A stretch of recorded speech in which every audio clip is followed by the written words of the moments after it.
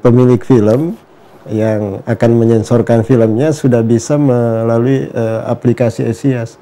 Jadi cukup buka di sensor kemdikbud.go.id, aplikasi itu sudah bisa dibuka di situ dan ada interaksi.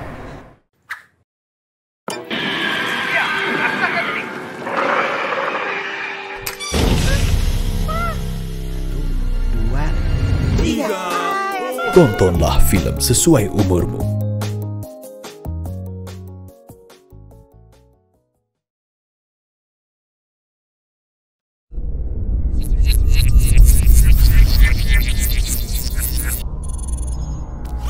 Action!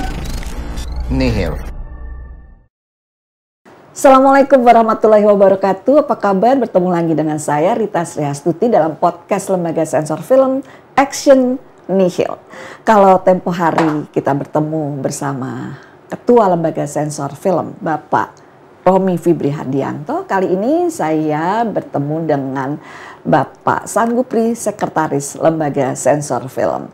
Kita ingin tahu bagaimana lekuk-liku di dalam pekerjaan di Lembaga Sensor Film. Apa kabar Pak Gupri? Alhamdulillah kabar baik Bu Rita. Pak Gupri, yang disebut dengan Sekretaris Lembaga Sensor Film itu apa sih sebetulnya Pak? Tugas-tugasnya? Iya. Sekretaris itu tugasnya ada dua Bu ya. Yang pertama memberikan dukungan teknis dan administratif terhadap proses penyensoran film dan iklan film pada Lembaga Sensor Film. Jadi intinya dua itu, dukungan teknis dan dukungan administrasi. Ya. Lengkap gitu sebetulnya, berarti memang utama pekerjaannya ada di sini ya Pak ya? Iya, betul sekali ya.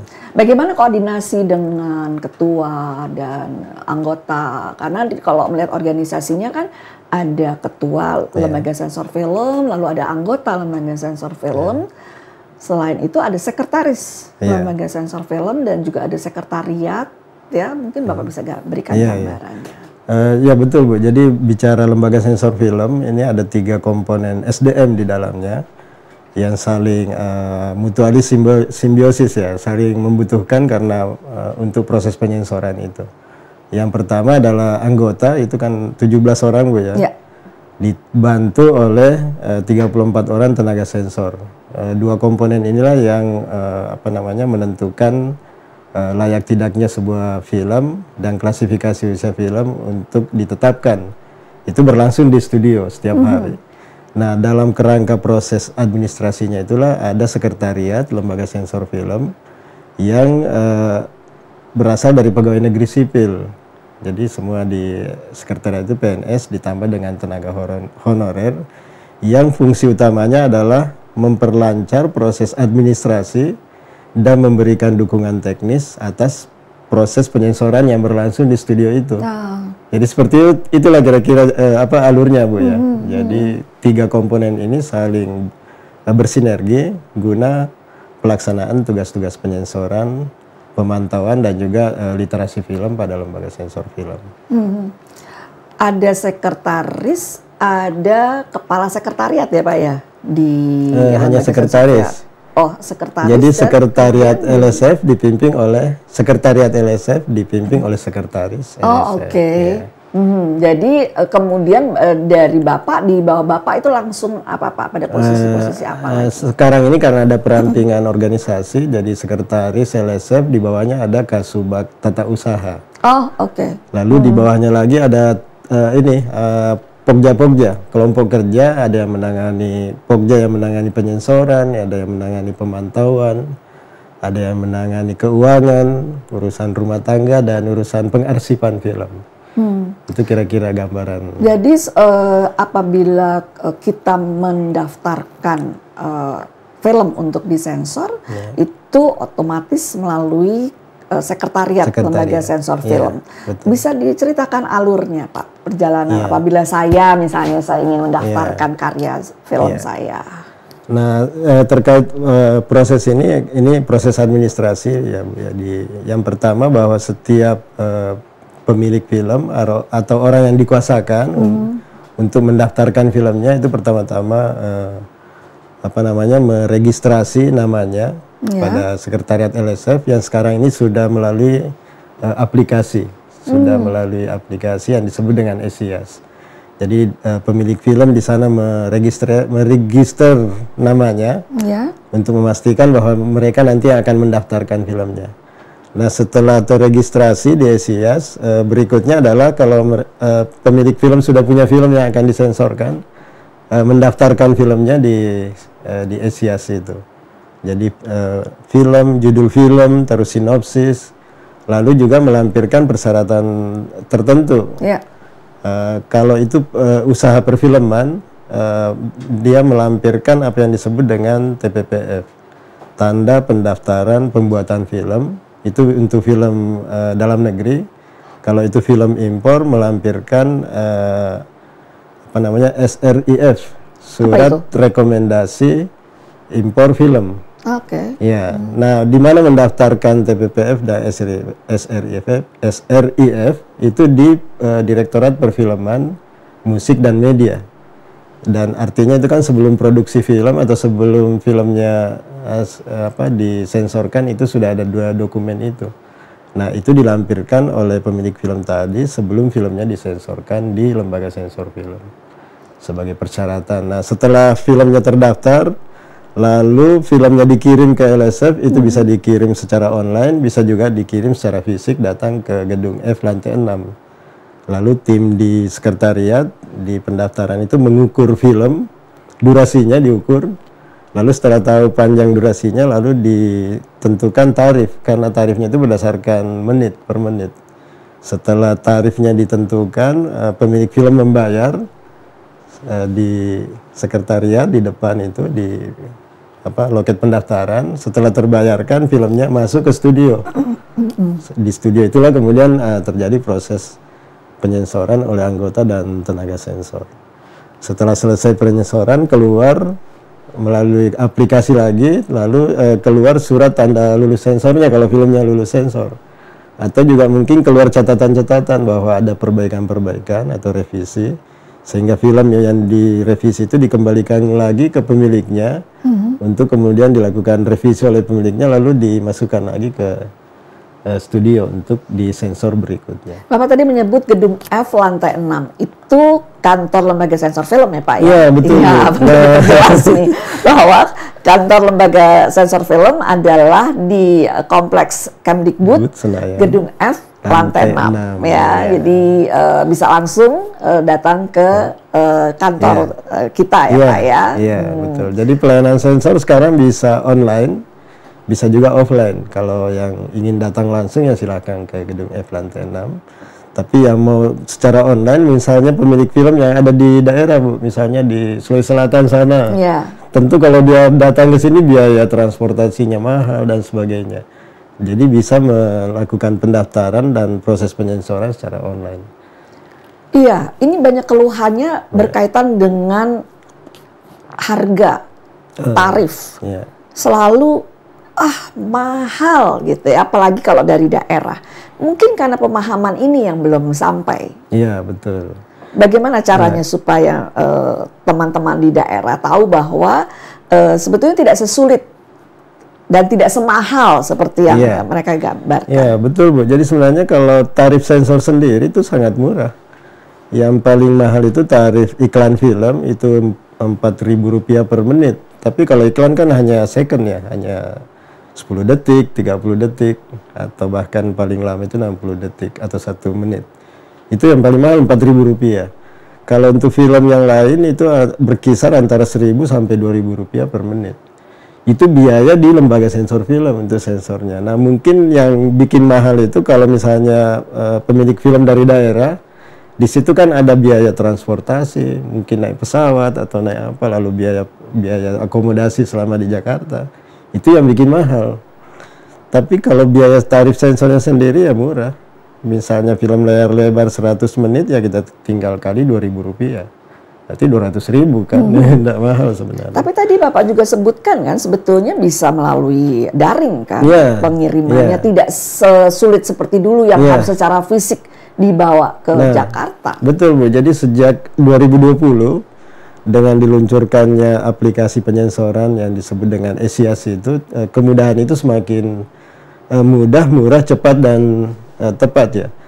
Jadi kemudahan itu karena bisa mendaftar dari mana saja, bisa meregistrasi, bisa mendaftarkan filmnya, bahkan mengirimkan materi filmnya secara online melalui Google Drive. Kecuali memang film layar lebar yang menggunakan DCV ya, karena itu harus dibawa fisiknya, itu rata-rata memang dibawa secara fisik, materi filmnya itu di lembaga sensor film. Tapi selain itu ya bisa dikirim secara online. Nah juga pembayarannya sudah bisa online, jadi ditransfer ke rekening yang ditentukan, lalu setelah pembayaran itu, bukti pembayarannya dikirimkan secara online juga ke sekretariat LSF, filmnya sudah bisa masuk ke studio untuk disensorkan. Jadi sekarang sebenarnya sudah sangat mudah. Nah mungkin banyak yang belum mengetahui ini ya, betul. Mungkin forum ini bisa menjadi sarana agar pemilik film yang akan menyensorkan filmnya sudah bisa melalui aplikasi ESIAS. Jadi cukup buka di sensor.kemdikbud.go.id, aplikasi itu sudah bisa dibuka di situ dan ada interaksi.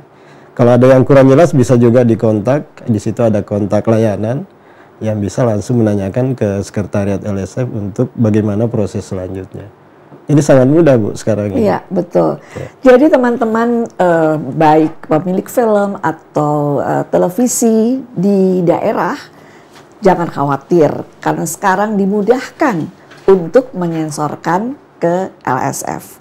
Nah dengan demikian segala sesuatu yang dikhawatirkan juga tidak perlu lagi. Terbukti tadi dari tarif juga tidak mahal. Demikian ya Pak Gufri ya. Jadi Pak Gufri, saya kalau melihat seperti ini, apakah ada sosialisasi ke teman-teman di daerah, televisi daerah misalnya, atau mungkin produser di daerah? Sosialisasi selalu kita lakukan, memang itu nempel di kegiatan budaya sensor mandiri. Jadi ketika ada sosialisasi budaya sensor mandiri, termasuk kami menyampaikan ke audiens di daerah, bahwa sekarang ini sejak 2020 itu sampai sekarang dan yang akan datang semua sudah bisa melalui yang saya jelaskan tadi secara online. Memang sosialisasi ini, bahkan sosialisasi itu juga bisa dibuka di lsf.go.id. Jadi pendengar bisa membuka lsf.go.id. Di sana kami sudah menyampaikan bagaimana proses administrasi penyensoran saat ini. Ya kita nggak tahu ya apa semua sudah mendengar itu atau memang perlu lebih banyak lagi pemberitahuan kepada masyarakat. Selama ini ada kesulitan tidak untuk berhubungan dengan teman-teman di daerah dalam hal sosialisasi? Iya, saya kira persoalannya kan ini ya, kami kalau ke daerah itu memang jangkauannya kan terbatas ya Bu ya. Tidak semua stakeholder itu bisa diundang di forum bertemu fisik atau Nah selain itu memang juga sosialisasi yang kami lakukan adalah melalui webinar. Nah, itu juga masih terbatas. Tapi saya yakin semakin lama pengetahuan masyarakat terhadap kemudahan layanan penyensoran itu akan semakin diketahui. Iya, dan ini penting karena kaitannya dengan undang-undang juga ya Pak Gufri ya, bahwa semua tontonan itu harus disensorkan atau melalui lembaga sensor film ya Pak Gufri ya. Pak Gufri, saya ingat ada yang disebut dengan Direktorat PMM ya Pak Gufri ya. Bagaimana hubungannya dengan lembaga sensor film dalam hal ini? Nah, Direktorat PMM ini adalah salah satu direktorat yang ada di bawah Direktorat Jenderal Kebudayaan, Kementerian Pendidikan Kebudayaan, Riset dan Teknologi, yang salah satu tugasnya adalah melakukan pendataan terhadap karya film yang akan diproduksi. Pendataan ini penting karena sebenarnya perlindungan awal dari sebuah karya film ini adalah dari pendataan ini. Jadi Direktorat PMM itu mencatat semua film yang akan diproduksi, baik itu film yang bergerak di bidang bisnis, usaha, maupun film yang bergerak di komunitas atau yang disebut dengan kegiatan perfilman. Khusus film yang bergerak di bidang usaha, dia harus punya izin usaha perfilman, lalu mendaftar di Direktorat PMM terkait dengan film yang akan diproduksinya. itu mendaftarkan judul, melampirkan sinopsis, dan melampirkan pemeran atau yang akan bermain dalam film itu termasuk sutradaranya. Setelah terdaftar di Direktorat PMM, calon film ini akan mendapatkan surat tanda produksi film atau saya lupa singkatannya. Lalu setelah mendapatkan dokumen pendaftaran itu, lalu produksi.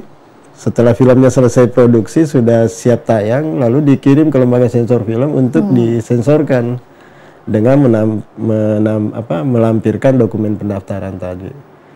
Itu juga termasuk film impor, juga ada dokumen pendaftarannya dan itu dicatat semua di Direktorat PMM. Jadi semua film yang sudah tercatat di Direktorat PMM, apabila ada produser baru yang akan membuat film yang sejenis, judulnya hampir sama aja, itu sudah pasti diklarifikasi oleh PMM ke produser awal, apakah sudah tahu bahwa ada film berikutnya akan diproduksi yang judulnya mirip atau bahkan mungkin sama. Jadi itu perlindungan awalnya dari situ, Bu. Berapa lama totalnya sampai dari mulai mendaftar sampai kemudian keluar izin atau STLS umumnya? Kalau di LSF sendiri, setelah film sudah didaftarkan dan kemudian disensor, itu maksimal 3 hari. 3 hari maksimal di LSF. Di LSF. Berarti di luar dari perjalanan sebelumnya ya? Iya, di luar itu karena kan di PMM itu setelah keluar pendaftaran itu sudah keluar dokumen pencatatannya, produksi filmnya kan mungkin sebulan, 3 bulan, itu tergantung. Tapi setelah film jadi masuk ke LSF itu maksimal 3 hari STLS-nya sudah keluar. Tapi kalau dengan adanya aplikasi Esiasi ini rata-rata sekarang hanya sehari. Kalau mendaftar pagi hari ini siang atau sore udah keluar STLS-nya. Kecuali ada catatan, misalnya ada revisi. Artinya filmnya kan dikembalikan lagi ke pemiliknya untuk diperbaiki, baru masuk lagi ke... Iya, tapi intinya memang lembaga sensor film memberikan pelayanan yang secepatnya. Secepatnya, Bu, iya. Karena itu memang tugas semua lembaga yang diberi tugas pelayanan, itu harus punya komitmen untuk mempermudah dan mempercepat layanan itu. Tapi sedih juga ya kalau masih banyak keluhan seputar hal-hal yang tadi sudah dijelaskan secara gamblang seperti itu ya, Pak ya? Iya, ya, bisa terjadi, Bu. Artinya... Nah, ini yang perlu saya sampaikan, memang di luar sana ada semacam pihak ketiga yang menawarkan jasa untuk membantu proses penyensoran. Nah, ini mungkin di sinilah ada pihak ketiga yang memang menawarkan jasa. Jadi misalnya dia bisa menerima karya film, lalu melalui jasanya dia mendaftarkan di LSM. Jadi memang sebaiknya langsung ya, Pak? Iya, sebaiknya langsung. Betul. Karena kalau langsung itu pasti murah dan pasti kami kalau tidak ada masalah dokumen pasti akan dilayani secara cepat. Pak Gupri, Bapak fasih sekali bicara mengenai film, padahal latar belakang Bapak sebetulnya sarjana politik ya? Iya, betul. Bagaimana Pak perjalanannya sampai dari politik ke film? Ya, jadi kalau background pendidikan saya S1-nya ilmu politik di salah satu perguruan tinggi di Sulawesi Selatan. Kebetulan waktu itu saya mendapat apresiasi beasiswa Ikatan Dinas namanya, Bu. Lalu setelah selesai perkuliahan, dokumen-dokumen yang dipersyaratkan saya kirim ke Kemendikbud waktu itu ya, untuk ditempatkan di salah satu perguruan tinggi di Indonesia. Tapi rupanya formasi untuk jurusan saya waktu itu penuh, jadi saya harus menunggu lama kalau harus mengajar di salah satu perguruan tinggi. Oleh Kemendikbud waktu itu ada kebijaksanaan untuk bisa ditempatkan di Kemendikbud. Kebetulan saya ditempatkan di Direktorat Jenderal Kebudayaan. Awalnya itu mengurusi fungsi sejarah. Ya, saya waktu itu juga bertanya, kok saya dari politik ditempatkan di Direktorat Sejarah dan Nilai Tradisional. Rupanya tugas saya waktu itu adalah menulis sejarah politik. Jadi memang jadi tetap ada hubungannya. Ada hubungannya ya. Nah, selama di kebudayaan itu sudah berpindah-pindah ke beberapa unit kerja. Pernah di Direktorat karena waktu itu kan kebudayaan pernah bergabung di Kepariwisata, Bu, namanya Kementerian Kebudayaan dan Pariwisata. Jadi pernah bekerja di Direktorat namanya Integrasi Bangsa, Direktorat Pemahaman Makna Sejarah dan seterusnya. Lalu setelah beberapa lama pindah ke Badan Pengembangan SDM Pendidikan dan Kebudayaan. Saya ditempatkan di Pusat Pengembangan SDM Kebudayaan. Jadi tugas utamanya melakukan peningkatan kompetensi terhadap SDM kebudayaan. Itu baik dalang, penari, pemantun, yang suka berpantun, kita beri kompetensi supaya mereka semakin kuat kompetensinya dan juga regenerasi ke generasi muda. Lalu setelah dari Pusat Pengembangan SDM Kebudayaan, saya kemudian ditempatkan lagi di Pusat Pengembangan Perfilman. Itu tahun 2015 ketika ada pusat itu. Di sana hanya 3 tahun. Mei 2019 lalu ditempatkan lagi di Sekretariat Lembaga Sensor Film. Jadi memang harus ke film, Bapak. Iya, mungkin itu ininya. Tinggal jadi pemain film atau sutradara atau produser mungkin. Ya. Ada rencana ke situ. Tapi namanya PNS tentu memang bisa berpindah-pindah fungsi, tapi tugas utamanya adalah memberikan layanan administrasi. Ya, itu ininya. Ya. Dan Bapak sekarang bagaimana? Sudah merasa melakukan yang terbaik untuk mereka yang datang dalam hal pelayanan, atau masih ada yang harus diperbaiki? Ya, tentu. Kalau saya sih nggak pernah merasa puas, Bu, ya. Artinya saya menyadari bahwa namanya layanan itu pasti ada sisi-sisi kekurangannya yang harus terus diperbaiki. Tapi kalau kita bandingkan LSF ketika sebelum adanya aplikasi ini, artinya kan layanannya semua by manual, menggunakan kertas, itu kertasnya bisa numpuk gitu. Tapi dengan adanya aplikasi ini, kita sekarang sudah tidak menggunakan kertas lagi, semuanya menggunakan digital. Dari segi kecepatan layanan juga semakin cepat. Kalau dulu memang benar-benar 2 atau 3 hari baru keluar STLS-nya, sekarang ini sehari, bahkan hitungannya jam. Jadi kalau pagi, siang itu udah keluar STLS. Tidak ada kendala, Pak, dalam hal berkaitan dengan teknologi? Iya, pasti ada, Bu. Jadi misalnya di awal-awal Esiasi ini kita masih terkendala soal pengiriman materi melalui secara online, Bu, ya. Karena harus menggunakan Google Drive, dan kapasitas server kami di LSF itu masih kecil. Jadi waktu itu hanya yang 20 MB ke bawah yang bisa dikirim online.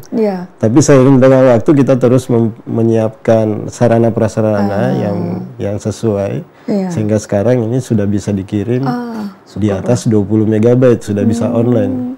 Kecuali memang film layar lebar dalam materi di CV itu masih harus dikirim secara fisik. Nah, terkait dengan yang lain, kesediaan SDM juga memang di awal-awal kan ini perlu persiapan SDM, Bu, nih untuk penanganan digital ini.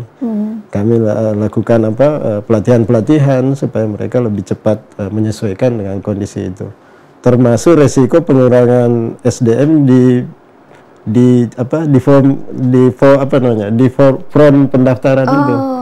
Kalau dulu kan bisa 9 orang tuh, sekarang dengan 3 orang pun sudah. Karena ada tadi ya pelayanan melalui daring tadi, online ya. Karena ada aplikasi itu, jadi itu hal-hal. Nah, tantangannya ya di situ ada yang belum siap dari sisi SDM-nya, peralatan. Mudah-mudahan akan menjadi lebih baik lagi ya, Pak, ya, kalau melihat tadi sudah usaha Bapak dan kawan-kawan untuk melakukan yang terbaik bagi para pelanggan lah, bagi Lembaga Sensor Film. Pak Gupri, terima kasih sekali atas waktunya. Nanti satu saat kita akan berjumpa lagi dalam topik yang berbeda. Siap. Terima kasih Pak Gupri sekali lagi, dan kita sudahi perbincangan hari ini dengan Bapak Sang Gupri, dan mudah-mudahan saya masih akan bertemu lagi dengan Anda. Sampai jumpa sahabat Sensor Mandiri dalam perbincangan yang akan datang. Salam dari Rita Sriatu. Assalamualaikum warahmatullahi wabarakatuh. Action! Nihil.